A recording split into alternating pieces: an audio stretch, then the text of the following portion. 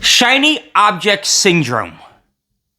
The next best thing. Are you chasing the next best thing? Is shiny object syndrome keeping you from your level of success? You know what I'm talking about. I'm going to start an online business, a Shopify store, an Instagram, a YouTube. I'm going to become an affiliate. I'm going to become an influencer. I'm going to invest in real estate. I'm going to invest in stocks.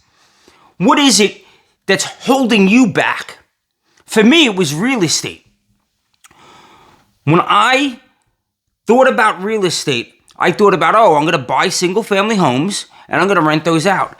And then I realized that there's certain problems, certain nuances with single-family homes. One of the primary is economy of scales. So I decided that I was going to go into multifamily, and then mobile home parks, and then land deals, then tax sales. And I was all over the place. What I realized was, looking back at it, I ended up on multifamily real estate. And multifamily real estate is what first started my success journey. You see, I was a father, a husband. I had a wife and kids. And I wanted a balance between work and spending time with them. I wanted a balance between actually showing up for my kids and leading by example. So I was chasing all of these things, the next great big thing. I ended up on multifamily real estate. Multifamily real estate then brought me to mindset, and that's what we're doing here now. I had a conversation with somebody. I never really spoke about shiny object syndrome. And I had a conversation with Brian. Thank you, brother. I had a conversation with Brian, and Brian mentioned shiny object syndrome. And it piqued me. I'm like, you know what? I never really talked about that. So I sat down and I journaled a little bit on it, and these are my thoughts on shiny object syndrome. And I looked back to where I came from and the things that I was doing, and these are the patterns that I found. I'm going to share them with you so that you can accelerate your journey. So let's talk about what shiny object syndrome is first. How do we define it? It's defined as a continuous state of distraction brought on by an ongoing belief that there is something new worth pursuing. I thought about that for a second, and I said, all right, well, how can I combat that? How can I flip that on its head, right? I have a technique I designed called AIR, and it's really used for our thoughts. Right? We become aware of our thoughts, we interrupt our thoughts, and then we replace that thought. I kind of applied that to this definition. I became aware of the definition. I interrupted that definition and said, does that have to be true? How can I combat this? And then I replaced the definition. I'm not replacing the definition. I'm thinking about it differently. How can I combat shiny objects? And I came up with this. A continual state of focus brought on by an ongoing belief that there's nothing new worth pursuing. So then the question becomes, how do I become focused? Because if I become focused, the second part of that equation, right, the belief of something new or nothing new, doesn't even apply. Like, it just gets repelled off. So I'm doing one step, and I'm taking care of two. One stone kills two birds, right? So how's this all work? Let's think about what shiny object syndrome is first, so that we know how to attack it. Typically, shiny syndrome affects me in you become bored with the nuances of doing the thing you're doing. You become bored in that. You become overwhelmed. The high's not there anymore, right? You think, for me, single family, all I have to do is just rent out these single families, and I'm going to build cash flow, and then through that cash flow, I won't have to work anymore, and it'll be all passive. Right? That was the thought that I was having when I was going through this. And what I realized was, when that single family is not rented out, I'm not making cash flow. When there's a problem with that single family, there's only a limited amount of profitability of cash flow that I have to take care of that problem, right? That's what we call CapEx. So it takes a long time to build up your CapEx, your reserve funds for when the water heater goes, when the boiler goes, when a window breaks, when the AC goes, whatever it may be, whatever the problem may be, it takes a long time to build up those reserves, and those reserves get depleted very quickly. So there's no economies of scale there. So how can I get economies of scale? Oh, mobile home parks. Mobile home parks are cash flowing. Short-term rentals are cash flowing tremendously more than a long-term single-family rental. Multifamily, tax lien sales. Like, all of a sudden, I started chasing all of these new things. I had to interrupt that. How do I interrupt it? The original idea finds some success, right? Single family found some success. That high wears off. I start hitting the challenges of economies of scale and capital expenditures, having reserve funds. And my expectations of that cash flow, of that passive investment, wanes off. So now I go exploring new things. I explore tax sale liens. I explore fix and flip. I explore multifamily, mobile home parks, land deals. I start exploring all of these things because I'm looking for that quick fix. So now, how do we combat this? I use a system of combating it. I just created this because I'm going through this myself. I've never spoken about this. You guys are getting this firsthand. This is right off the shelf. This is how things get done. This is innovation at its best. I started thinking about the things that I did in the multifamily world, right? When I committed to multifamily, how did I break the shiny object of, I want to be in all these markets. I want to invest in all of these strategies of real estate. This is how I did it. I focused on my 3 priorities. Benjamin Hardy says it all the time in his presentations. If you have more than 3 priorities, you have none. So what were my priorities? Well, one of my priorities was building that additional stream of income that I could use to build time freedom. I wanted time freedom so that I could spend it with my family, spend it with my kids. And I wanted to lead by example and show them that there are other ways of creating money than just by going to a W-2. I don't believe that we make money or earn money. I believe that we create the money. And real estate was the way of showing that, demonstrating that. Buying a multifamily property, rehabbing that multifamily property, and increasing the rents, then increase the value of that property. And I just created money. I say it all the time. Where is it? Money doesn't, this is my little money tree. I got this as a gift. This is my little money tree. And money doesn't grow on trees, but it sure in hell does grow on buildings.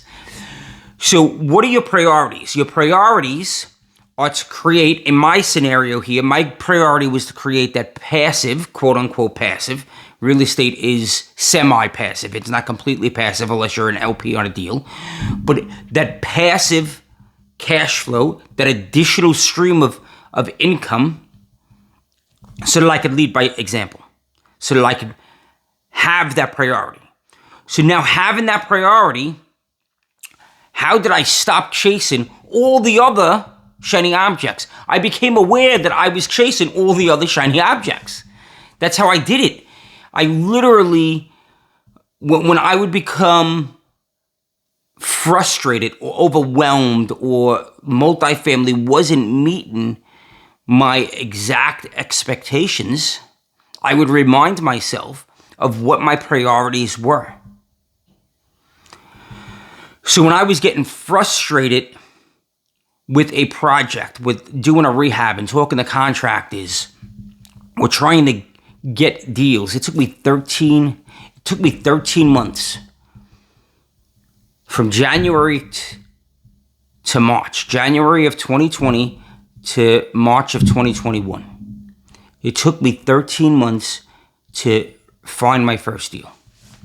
Now, I know January to March is 14, but it was really a 13-month time span when you look at the dates. But reminding myself of what my priority was. When I was getting frustrated that brokers weren't getting back to me, brokers were feeding me bullshit deals, sellers weren't talking to me, sellers weren't returning my phone calls, I just stuck with it. I reminded myself that this was my priority. This was going to be the hill I died on, essentially. Accountability is the next part of it. I told everybody. Not only did I tell everybody, but I didn't go about it myself. I brought in partners. So I had 2 additional partners on my team that started holding me accountable. What's going on here? Why aren't you making phone calls? What did this guy say? Did this guy ever get back to me? Did you send that email? Just a normal, everyday, daily conversation. And then I was telling everybody on the outside of that, everybody in the family, all my friends, they would ask me, how's that going? Accountability. Rewards. So I would build in rewards along the process. Now, for me, I like rewards that last. So I live in the country. One of my rewards was a chainsaw. When I took down my first multifamily property, it was on a road called Kingston. So I call my chainsaw Kingston. But every time I look at that chainsaw, I'm reminded of the endeavor that I went through. I'm reminded of the cuts and scrapes, the frustrations, the overwhelm, but that I stuck with it. And because I stuck with it, I now have this multifamily property.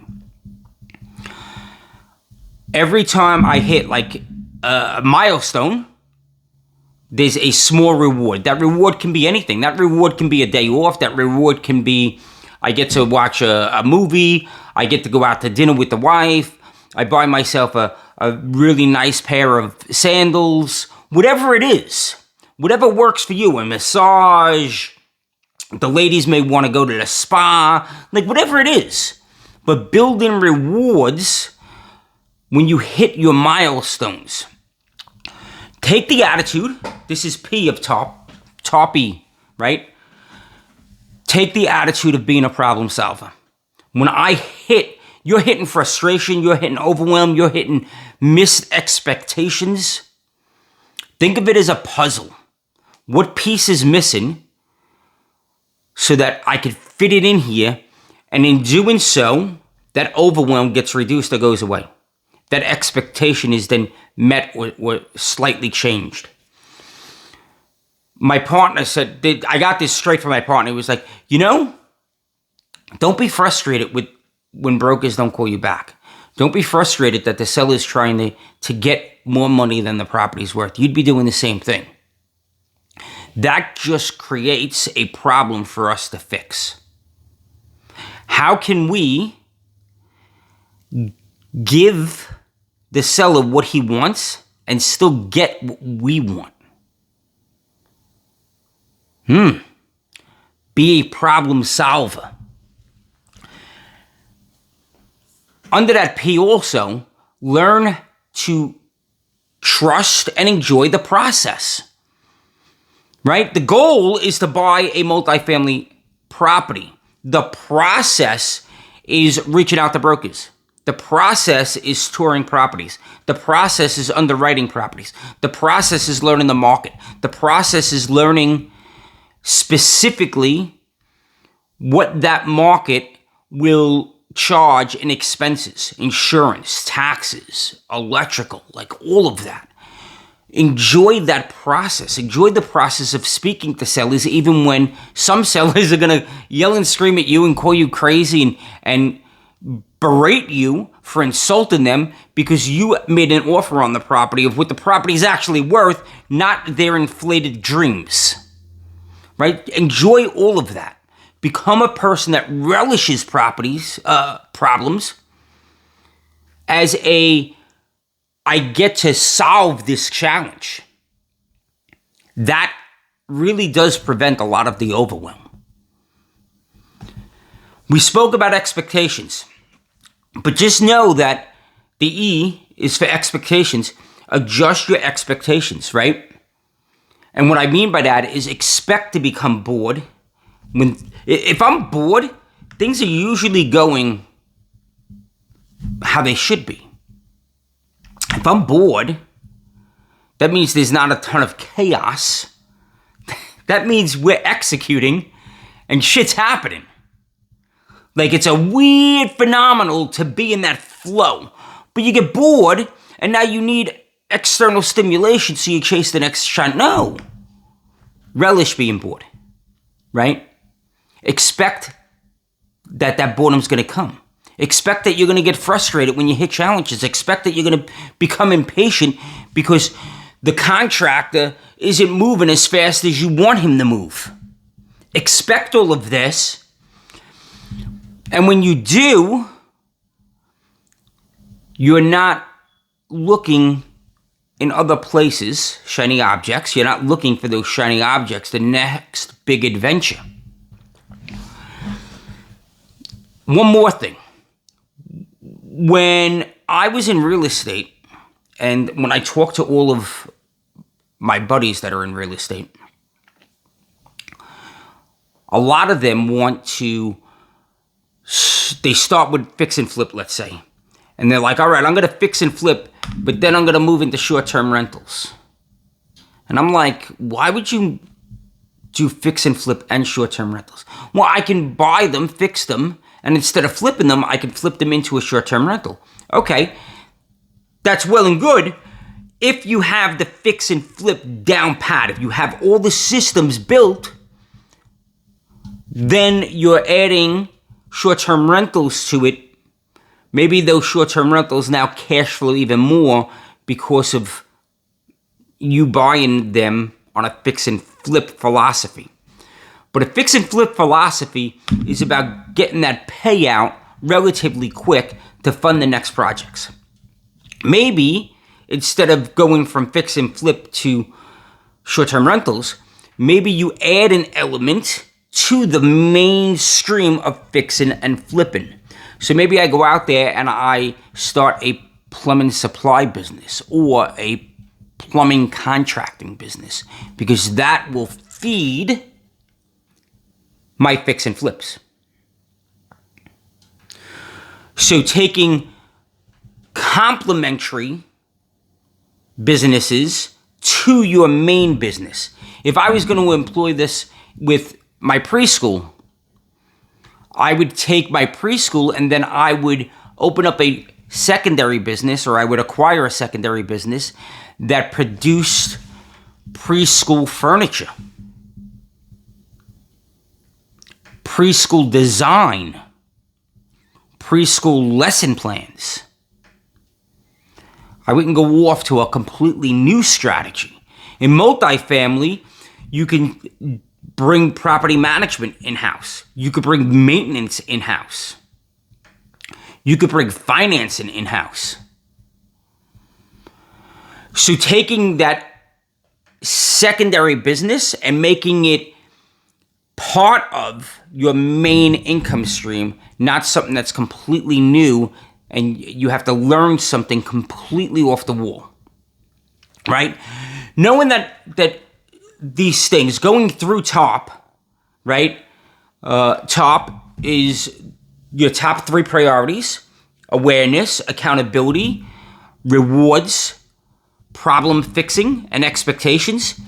Knowing this process, knowing these things, and knowing that things are going to happen, and knowing that adapting a growth mindset, I'm a problem solver, reminding yourself that it's all part of the process.